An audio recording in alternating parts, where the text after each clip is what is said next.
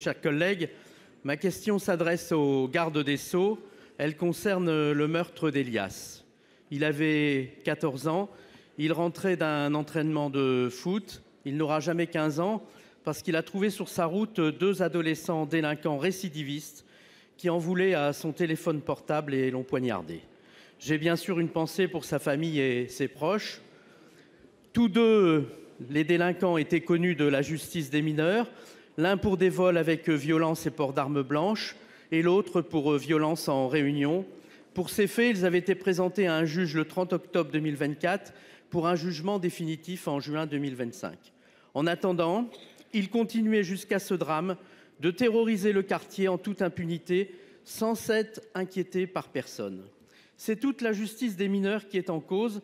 Elle n'est clairement plus adaptée à cette ultra-violence. Pour nous, il y a deux problématiques. D'abord, l'excès d'indulgence. C'est Freud qui disait que l'indulgence est une forme cachée de la carence d'autorité. Une forme cachée de la carence d'autorité. Cette indulgence est perçue comme une faiblesse par ces jeunes en mal de repère et génère l'ultra-violence. Puis, deuxième problème, l'effectivité de la peine, et je dirais même la constance de la peine dès la première infraction, une exigence impérative vis-à-vis de ces mineurs ancrés dans la violence.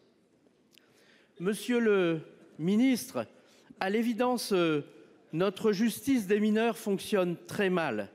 J'ai parfaitement conscience que les sujets de préoccupation ne manquent pas au ministère de la Justice. Mais pour Elias et pour toutes les victimes, quelles évolutions, monsieur le ministre, envisagez-vous pour réformer la justice des mineurs? Je vous remercie.